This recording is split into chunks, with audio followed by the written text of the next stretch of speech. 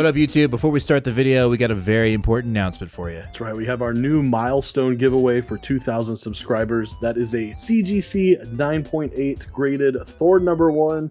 This cover is a Nick Klein sketch variant that is also signed by Donny Cates.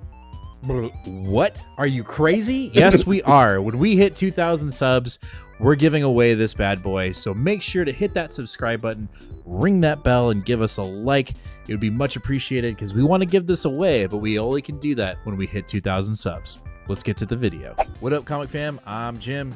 I'm Nate. And we are Two Fat Guys Pull List, and we've got another fresh new comic book day video for you for the week of January 15th. Ooh. We're already halfway through the first month of the year. I know, it's crazy. It's crazy, dude. Anyway, we've got a nice pool. I wouldn't say it's a thick pool.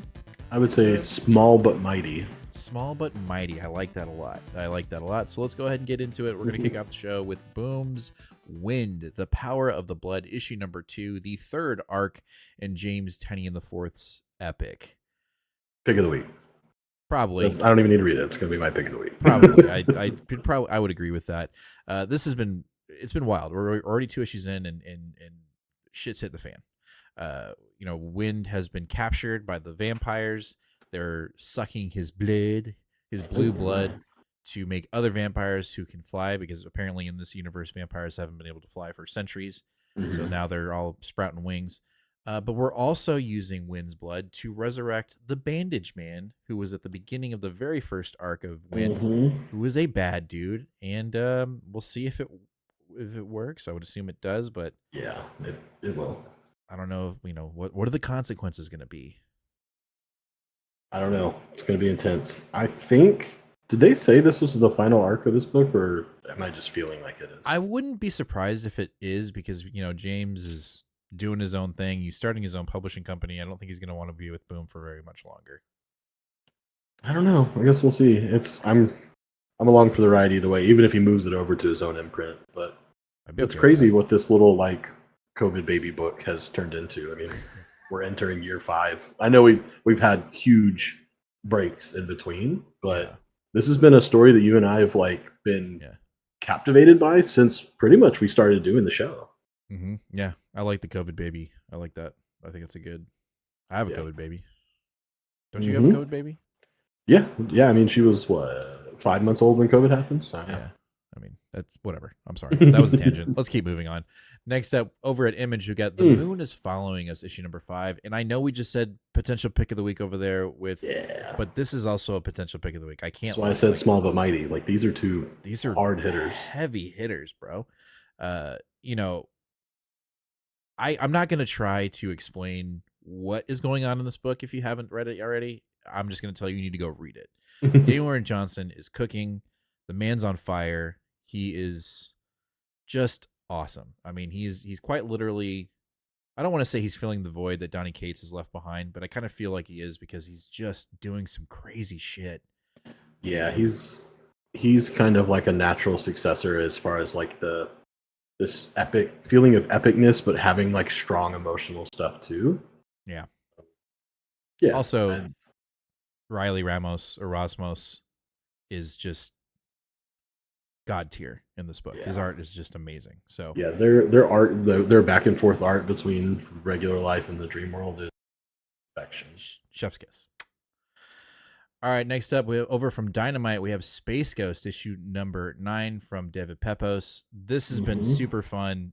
Space Ghost finds himself in a very bad spot. I can't remember the name of the villain, but he is not fucking around. He is. Let's just look it up, because I want to make sure I Metalis or General Metalis. He is.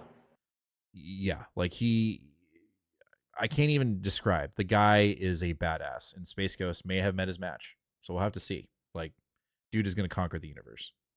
This cover is wild too. Yeah, dude. I'm telling you, he's no joke. He's not fucking around. It's interesting that they've, has Matina been doing the covers the whole time? I guess he has. Yes. I just didn't realize it. Mm-hmm. Yeah, that's a big guy to be having all these covers. Yeah, dude. Definitely. All right, jumping over to DC, we have our one DC book, and it's a DC Vertigo. It's The Nice House by the Sea, book number 5 or issue number 5. You know, this thing started off in typical Tinian fashion. You kind of were just thrown into a situation, and now we're 5 issues in, and we're really getting, at least we think we're getting an idea of what the hell's going on. We've got multiple houses by some body of water, and it would appear that they're going to be, vying to be the one lonesome collective of humans at the end of the earth. Yeah. That being said, we've got these aliens who are setting up these,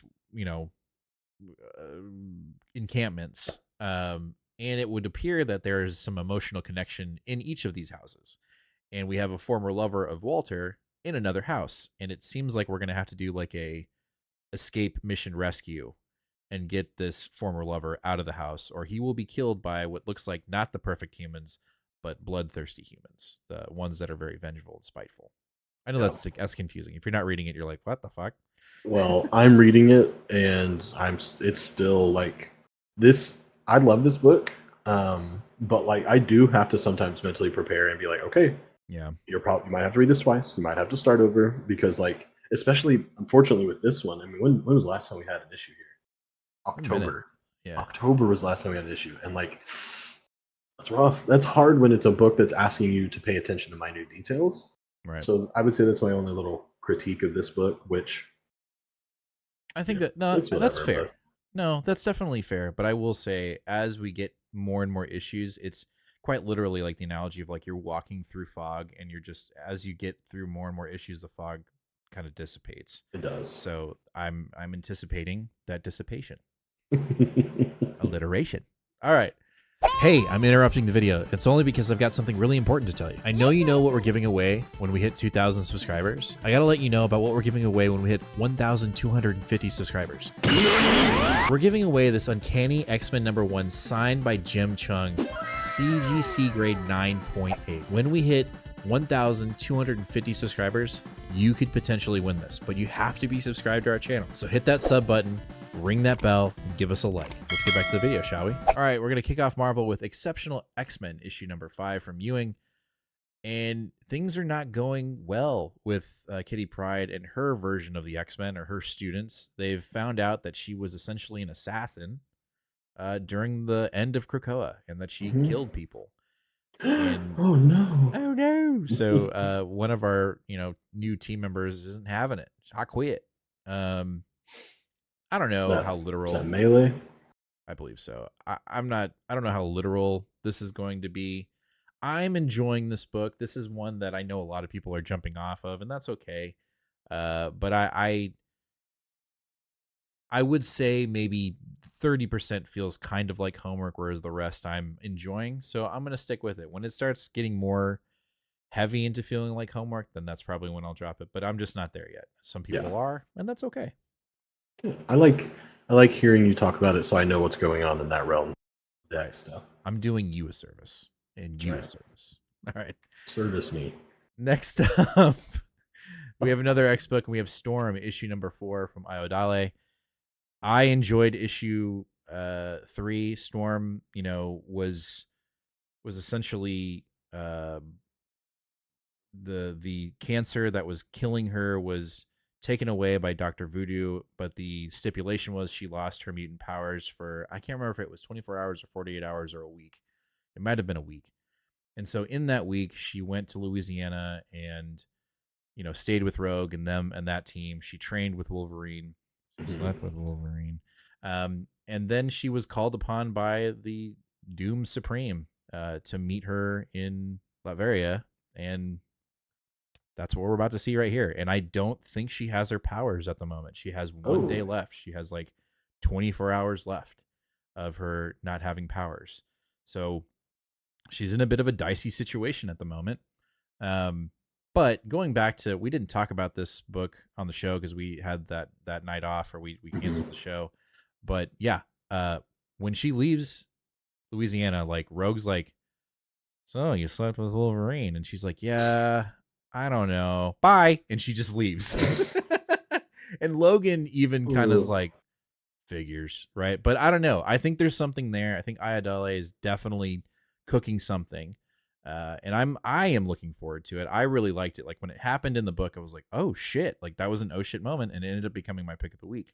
So I don't really necessarily anticipate that storyline continuing here in 4, but I think we're gonna go back to it at some point, and I'm here for it. Yeah, I'm gonna do my best since this is a short week to get caught up, so I can get back into be part of the group here. Hell yeah. All right, after that, we have Ultimate Wolverine. I believe this is our last book of the night. Mm-hmm. And you weren't going to read this book. You were kind of like, not my bag. But then you found out who was the creative team. Yeah. It's hard. Yeah, it's hard. So we've got what Charlie Condon is writing. He's done the Texas Blood and Texas, what was it, the Enfield Gang Massacre, something like that. Mm-hmm. Anyway, I do like his style of writing. It's interesting, but the star is Alessandro Cappuccio. I can't deny him. My Moon Knight man. That's the only thing that kind of worries me is like, don't you dare take him off of Moon Knight. You know he's going to. He'll be on for 3 issues, and then issue 4 it'll be like, if it happens, I will stop reading this book no matter how good it is. I'm serious, and I will I'm not saying post. I will post to forums. I will email Marvel. I will do all kinds of stuff. I'll find the editors of each book's work email addresses, and I will send emails there. I will not buy this book at all, but I'll buy issue 1 because that's where we're starting. I was gonna say, I think it sounds really cool. We got a Wolverine that's basically a Winter Soldier. That sounds dope. So yeah, we'll see. I'm eagerly awaiting to read. You're gonna get a nice concrete. Both sides of the review here because I'm going in with a fine-tooth comb. Oh my god! The creative team sounds amazing. The story sounds dumb as heck. Don't care at all. It's gonna be like your, but it's Ultimate, and Ultimate's been really good so far. It's gonna be like your most favorite Ultimate book out of the entire line. It's that's kind of how it goes, unfortunately. Yeah. All right, that's going to do it for this week's New Comic Day video for the week of January 15th. Let us know down in the comments, what are you picking up today? What are you going to read first? And what's your potential pick of the week? Make sure to hit that subscribe button, ring that bell, and give us a like. It'd be much appreciated as we're on the road to 1,250 subscribers, and we're getting close, guys. We're getting really close. Like, we're like 101, maybe even 100 away from giving away a slab. So, if you're not subbed, or you know somebody that's into comics that isn't subbed to Two Fat Guys Pull List, hit that sub button. Make them hit that sub button because we give away slabs. Just do it. We'll catch you guys live this Sunday, 8 o'clock p.m. Central Standard Time, where we'll talk about all these books and more. We'll have a silly goose time. It's always fun over there on live. And yeah, can't wait to see y'all on Sunday. As always, comic fam, be kind to one another and read more comics. Later.